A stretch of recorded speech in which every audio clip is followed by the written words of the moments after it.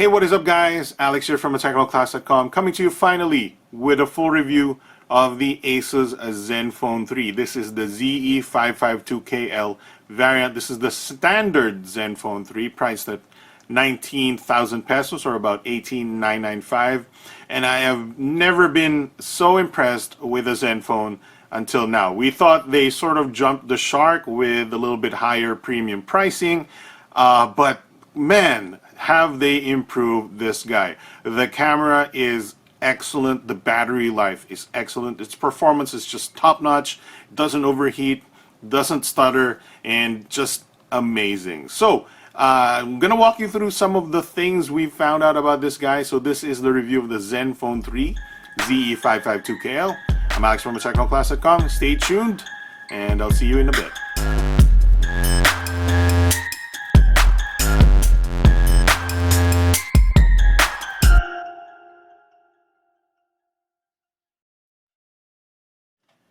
Alright, so if you've seen our unboxing, you know what's inside the box, but you haven't. Here's a quick refresher. We have the phone itself, of course, a user guide, the SIM ejector thing, a 5 volts 2 amp charger in white.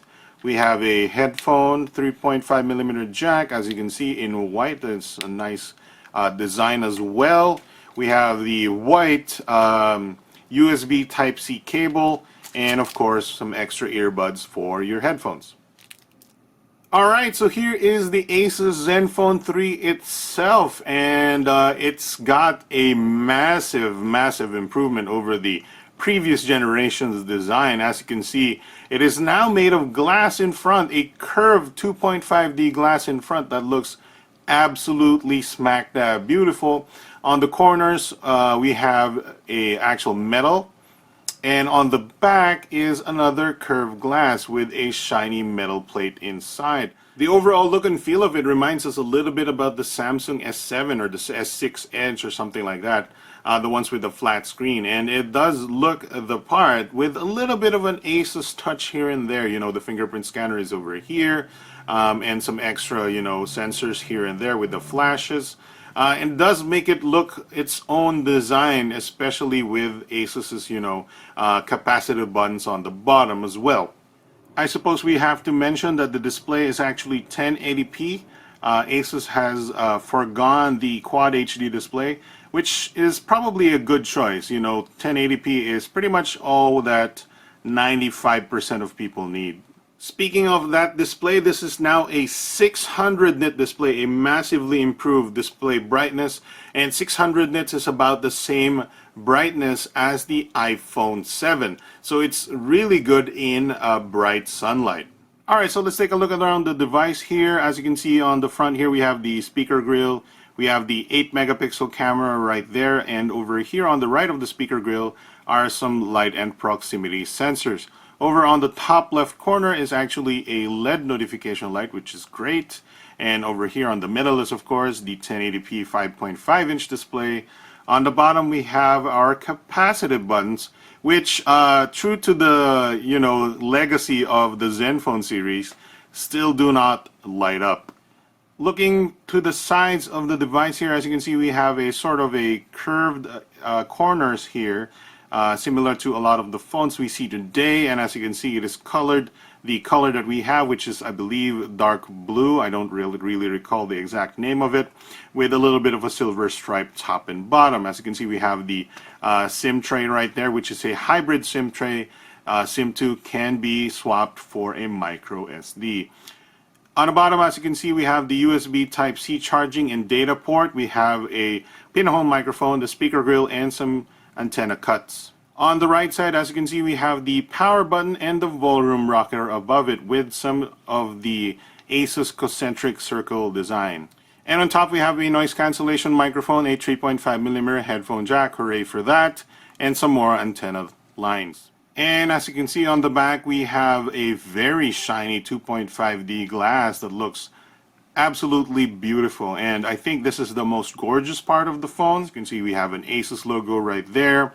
Here is the fingerprint scanner, which is shaped weird, but thankfully it still works in various finger angles.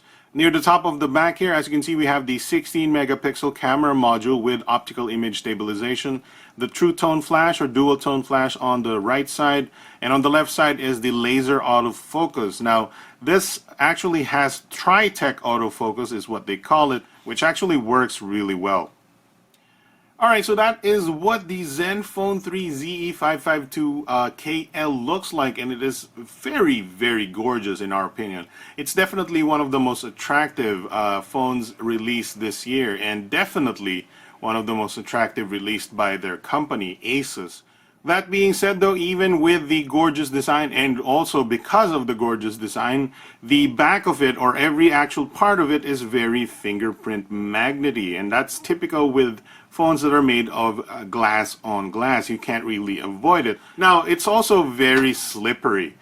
This thing will slip off pretty much any surface, including your lap, however rubbery your surface may be, and that will lead to some drops. As you can see here on the top of our phone, we've already sort of dropped it from a sort of sitting height and got that little nick. So we do suggest getting a case if you're somebody who leaves your phone on surfaces that it will slide off of. Alright, now we're taking a look at the user interface of the Asus ZenFone 3 ZE552KL, and as you would expect from Asus and their Zen UI design, this is still very, very buttery smooth and really, really well made. This still runs at pretty much 60 FPS. This is based off of Android 6.01 Marshmallow with the custom UI here, the Zen UI, which still looks really, really good. Now, something that has not left the ZenFone ecosystem just yet, and we do hope it leaves it sometime soon, is the copious amounts of bloatware that Asus loads onto these phones. Thankfully, you can uninstall most of them or disable most of them actually. And after a little bit of a surface, level disabling and uninstalling, you'll be able to enjoy your ZenFone clutter and bloat free eventually. A little bit of elbow grease is required. So as far as the user interface goes, we haven't changed our opinion at all. This is still one of the best ROMs you can get in this price range. Even though the price range has increased a little bit, the Zen UI is still very, very good. A little bit of bloatware here and there is a little bit of annoyance, but as you can see, once you get past that, it's still buttery smooth at 60 FPS all the time, all day. Alright, so taking a look at the camera mode of the Asus ZenFone 3, probably, in my opinion, this is the most amazing part of the phone.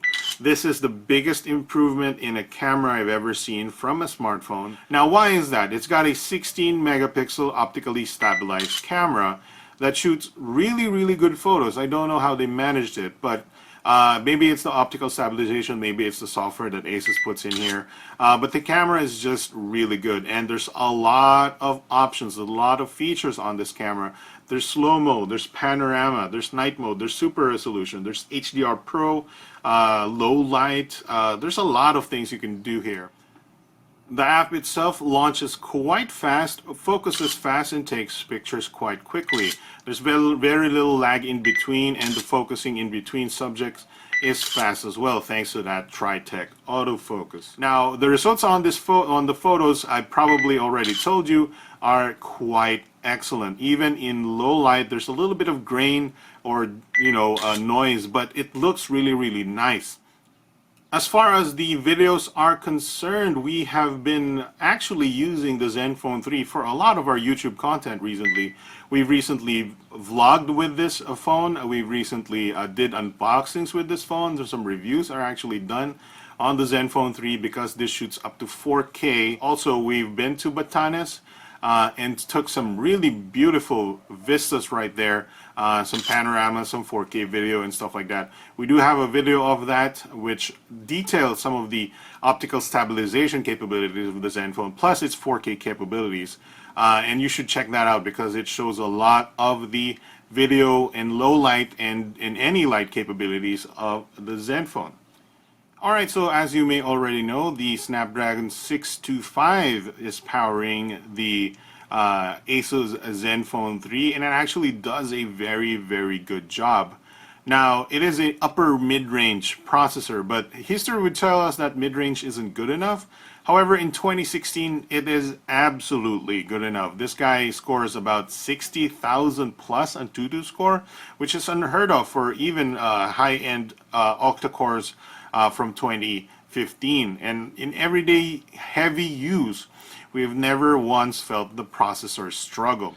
Alright guys, we're back, and as you can see, we're playing Modern Combat 5. As you can see, it also launches the, I believe, Game Genie, where you can sort of optimize, search for FAQs, and record video, also stream it on Twitch or YouTube if you want to, which is kind of a nice thing. You can disable it, of course, and leave it on. So we're going to shoot these guys. Pretty smooth, pretty smooth. I wouldn't say it's 60 FPS, but it's definitely up there.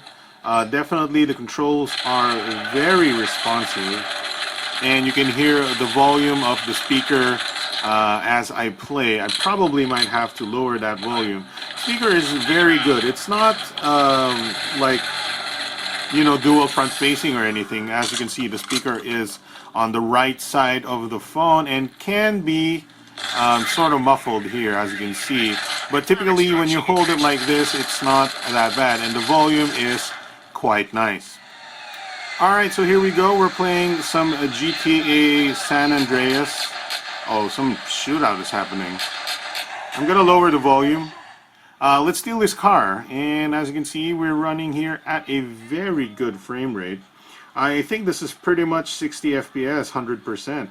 I know you can't see it from the video, but it's definitely very good.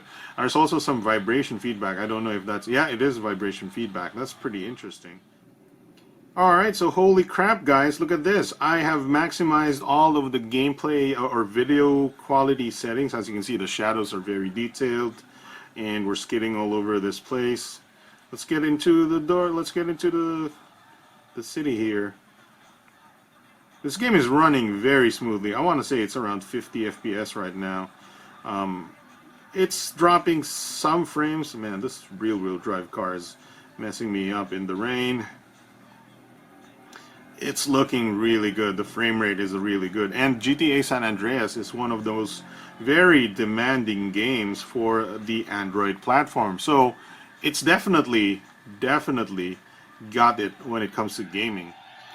Alright guys, so the last game we're gonna play today is NBA 2K17. Now, I admit I don't know how to play this game, so you gotta...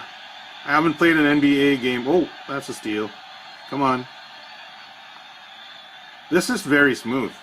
I do admit, it's pretty good. This is very smooth, I have to admit. This is smoother than anything I've played this NBA 2K17 on. Come on, get into there. Oh, come on. Alright, so there you go. That is the NBA 2K17. Very, quite playable on the ZenFone 3. Alright, so as for the other aspects of the phone is concerned, when it comes to performance, you know, antennas, Bluetooth, GPS, multitasking, and stuff like that, it's actually quite good. There has been no problems, and everything has worked fine. The call quality is great as well. Bluetooth does not drop or anything, and it works quite well. Now finally, I want to talk to you about the battery, because this is one of the most excellent things about the ZenFone 3. I've not actually really found a way to drain this phone completely, even though I've had really heavy use days. Probably the Snapdragon 625 is a lot of help here. Maybe some battery technology or software technology optimization from ZenFone. Typically, in a heavy use day, I would still have enough to last me maybe another half a day after I've gotten home. So quite impressive, even excellent. But one thing that has been lost is actually 9-volt fast charging. Now this is just pretty standard charging at 5 volts 2 amps. It's still pretty fast and charges in about 2 hours, which I can't complain, and the battery life is amazing, like I said, so it's never been a problem, but it has been lost. Alright guys, so it's time for a little bit of our conclusion on the ZenFone 3. As far as the pros and cons, here they are. The pros are, you know, you're getting excellent cameras, front and back. Lots of UI and camera features, design and build quality to challenge the top brands. There's an amazing balance of performance and price. Battery life that satisfies even the most power hungry like me. And Last Pro is pretty much the best phone overall we've seen all year, because 2016 has been kind of a rough year for smartphones, but the ZenFone 3 is definitely a shining light.